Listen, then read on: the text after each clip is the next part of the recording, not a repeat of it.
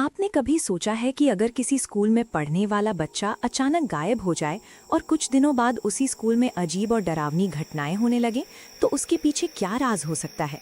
School एक ऐसी जगह होती है जहां बच्चे पढ़ते हैं, दोस्त बनाते हैं और खुश रहते हैं, लेकिन हर स्कूल की कहानी इतनी अच्छी नहीं होती।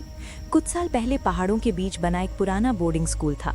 उस स्कूल में 13 साल का एक लड़का पढ़ता था जिसका नाम आरव था। आरव बहुत शांत और अकेला रहने वाला बच्चा था। क्लास में भी वो किसी से ज़्यादा बात नहीं करता था और ज़्यादातर समय अकेले ही रहता था।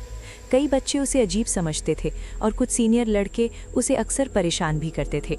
एक दिन अचानक स्कूल में खबर फैल गई कि आरव गायब हो गया है। पूरा स्कूल, हॉस्टल और आसपास का जंगल खोजा गया, लेकिन आरव का कहीं कोई पता नहीं चला।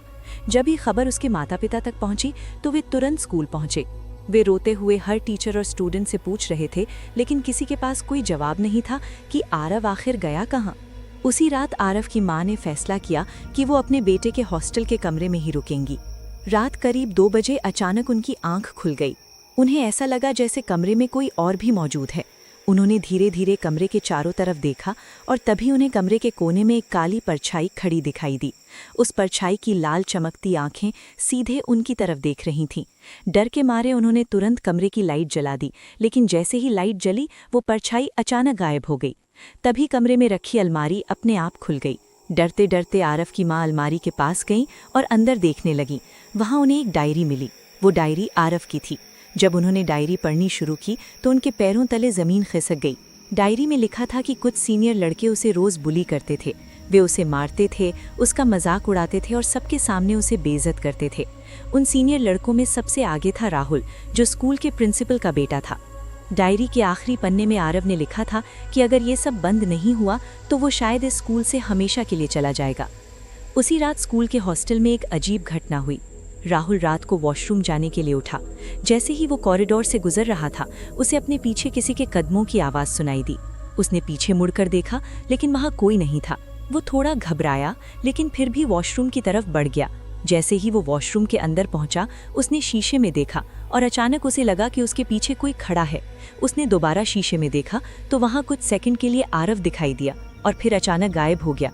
राहुल डर गया और जैसे ही वो मुड़ा, उसके सामने सच में आरव खड़ा था, लेकिन इस बार आरव का चेहरा बिल्कुल अलग था। उसका चेहरा नीला पड़ चुका था, आंखें लाल थीं और उसके पूरे शरीर पर अजीब निशान थे। अचानक राहुल हवा में उठ गया और जोर से पीछे लगे कांच पर जा गिरा। जब उसकी आंख खुली तो उसके आसपास बहुत सारे लोग खड़े थे। वहाँ टीचर, स्टूडेंट्स और आरव के माता पिता भी मौजूद थे। राहुल डर के मारे रोने लगा और उसने सबके सामने सच बता दिया। उसने बताया कि उस रात वो और उसके दोस्त आरव को डराने और परेशान करने के लिए हॉस्टल से बाहर ले गए थे। आरव उनसे बहुत डर गया और भागते भागते स्कूल की बाउंड्री पार करके जंगल की तरफ चला गया। वे सब उसके पीछे गए और उसे पकड़कर फिर से डराने लगे, लेकिन धक्का मुक्की में आरव गिर गया और उसकी जान चली गई।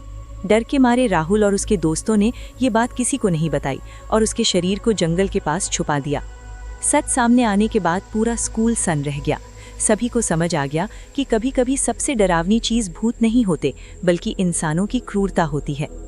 अगर आपके साथ भी कभी स्कूल में बुलिंग हुई है तो उसे कभी छुपाएं नहीं। तुरंत अपने पेरेंट्स या टीचर को बताएं और उसके खिलाफ आवाज़ उठाएं। अगर आपको ये कहानी पसंद आई तो इस वीडियो को ज़्यादा से ज़्यादा लोगों के साथ शेयर करें और ऐसी ही डरावनी और रहस्यमयी कहानियों के लिए हमारे YouTube चैनल को ज़रूर सब्सक्राइब करें।